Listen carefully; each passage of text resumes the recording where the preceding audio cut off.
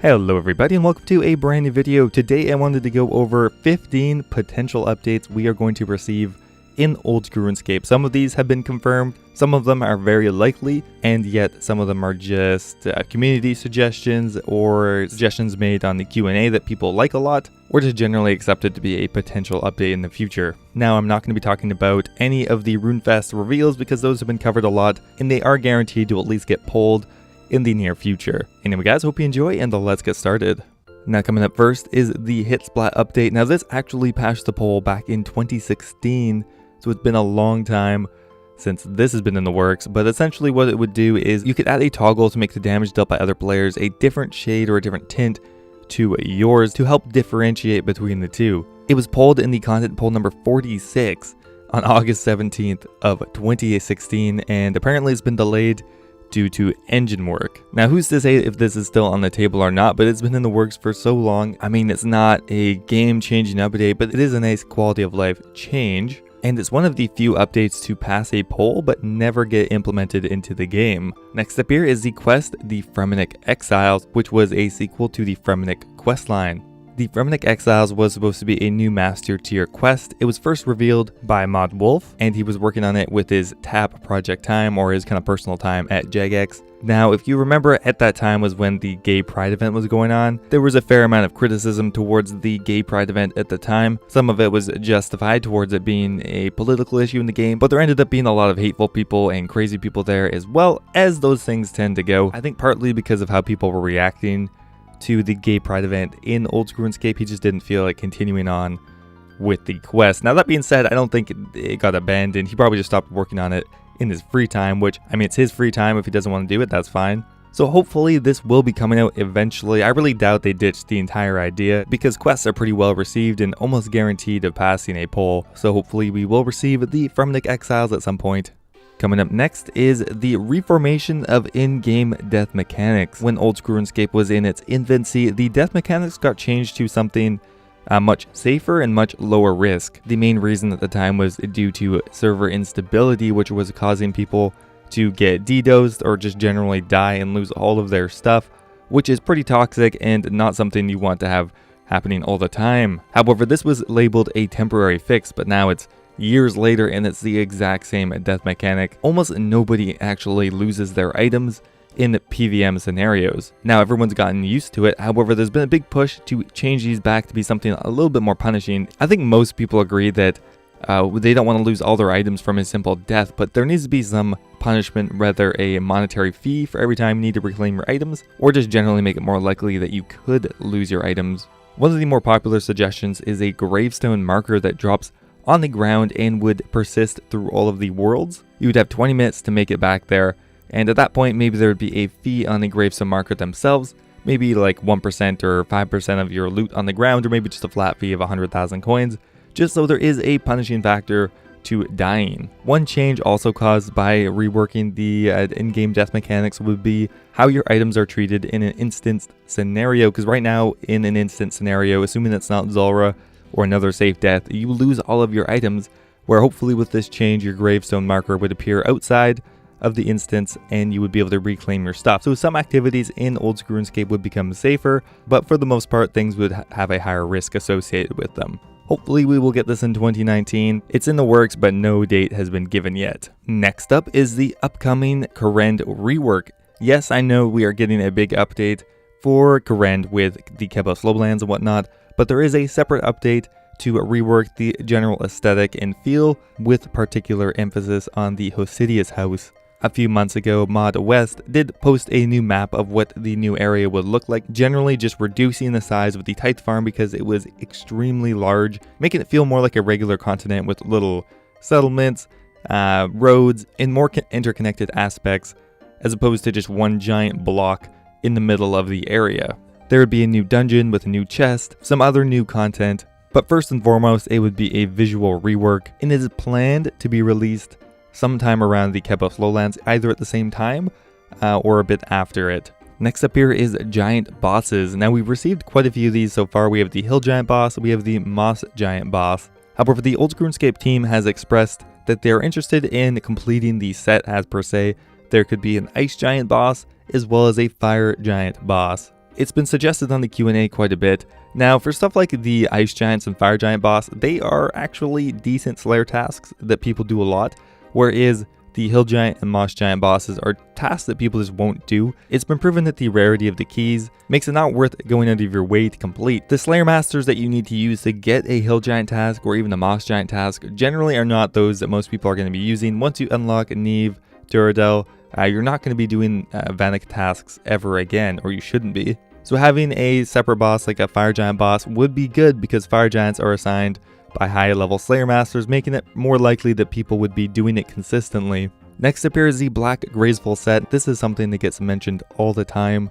Really all it is a variant of the Graceful set painted black, and it's said to be in the works by Mod Rai.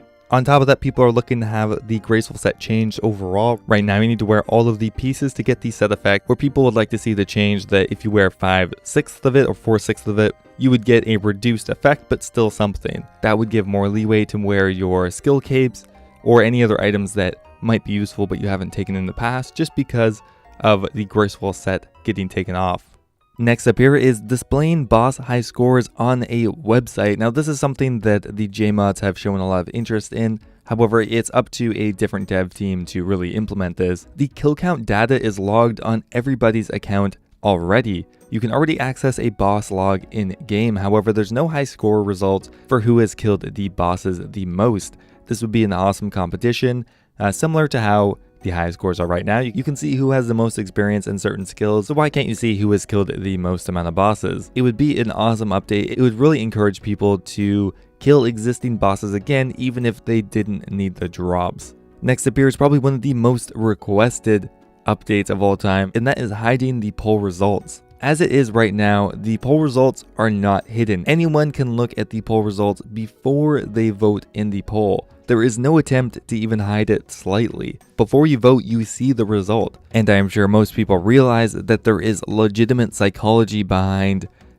displaying results like that. There is herd mentality. People will vote based on what they think is going to pass, or people will vote based on what other people have voted, which can skew the results pretty substantially in some cases. Now, Jagex has never really given a solid reason to why they are not hiding the poll results. They've given some very weak arguments, but this is something that I think is going to happen eventually. It's just taking some time. Whether it requires engine work, I don't know why, or another reason, but I think eventually the community push will get the poll results hidden at some point. Next up here is the peek all feature for worlds. Essentially what this is it will allow you to peek through all of the worlds at once for places that have a peek function already.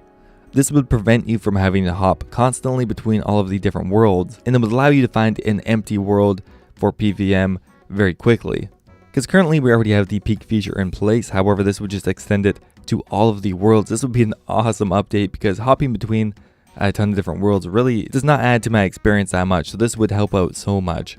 Ideally, this would be added to new places as well, because right now the peek function is not available in many places, only in places like Dagonath Kings. Next up here is a Fossil Island boss. Now for those who have completed most of the Fossil Island content, you might realize that there is a big cliffhanger, and that is the rare fossils. Right now you can get rare fossils as a drop, but there's no way to use them. They are completely worthless. They have no point. They're almost not worth picking up, except for the fact that they might add something down the line. And what most people are hoping is a Fossil Island related boss. It gets brought up in the Q&A a lot, some way to connect the rare fossils together to create a boss that you'd fight. Now given how rare rare fossils are, it would either have to have an extremely good reward, or not require you to combine all 4 fossil pieces like you do for the others. Considering it's like a 1 in 300 drop rate from wyverns, like having to gather multiple of those would take a long time. Even one, it's a 1 in 300 drop rate. Considering the drop rate of like mossy keys and hill giant keys are around 1 in 100, it's about 3 times the drop rate, so it would have to be appropriately valuable to kill. Another option is maybe it takes 8 small fossils, 4 medium fossils, 2 large fossils, or 1 rare fossil, something like that. This is an update I'm pretty confident we are going to get at some point, because this content, it was just left open. One popular idea is a Zygamite boss idea, or potentially a giant fossil boss that just combines and is based on what fossils you give it. There are a lot of great ideas, and I think people will receive this eventually.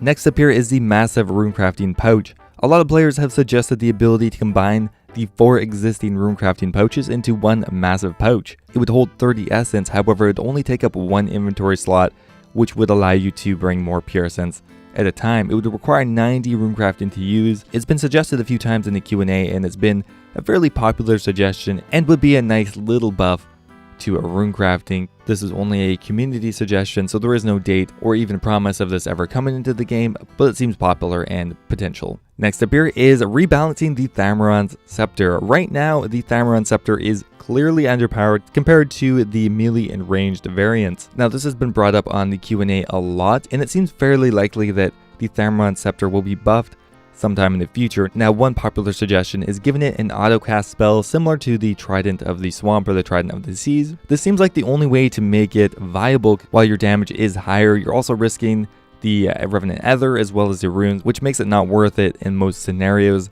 Another big problem just comes from how magic damage is calculated in the game. Yes, you are getting a higher max hit, but you're also getting a giant magic accuracy bonus, which really does not come into play that much. If something has too high of a magical defense, you end up just not using magic against it, and most things that you do end up maging have 0 defense anyway, so your magical accuracy is not taken into account that much. This is generally just kind of an issue of how magic is balanced. It's hard to make a high tier magic weapon without making it ridiculously overpowered or underpowered. It's really hard to get that perfect amount just based on how magic works. But still, I'd say it's very likely that we receive this update sometime maybe in 2019.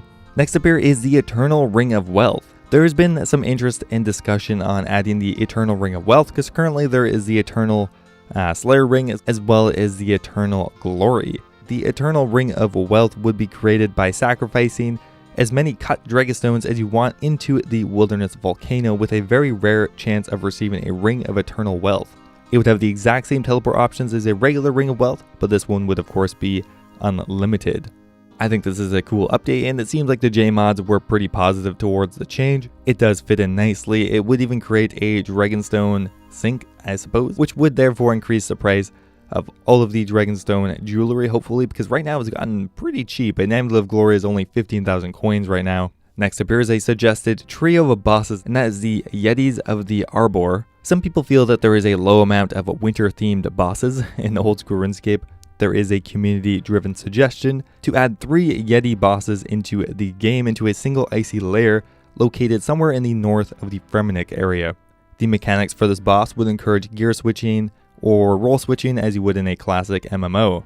Yetis would be able to turn on protection prayer and would operate similar to how demonic gorillas work. The proposed unique drops were the Yeti horn that could be attached to the Fremenik helm, adding more combat bonuses to the helm, and maybe an attachment for the Fremenik shield as well. This could be tied in nicely to the Fremenik Exile's quest line, which we may again be getting. This was a very popular suggestion and would fit in very nicely with the new quest. And last up here, one popular community suggestion is the Superior Turoth. The Oldschool Runescape team has shown interest in adding in one of the missing superior variants, and that is to the Turoth. For most Slayer-only monsters over level 50, there is a superior variant, except for the Turoth, which never really made sense to me. You have superior variants for random jellies and pyrophines and stuff like that, but not for one of the more higher level Slayer monsters, and it seems like the team is keen on closing that gap and finishing off all of the superior variants.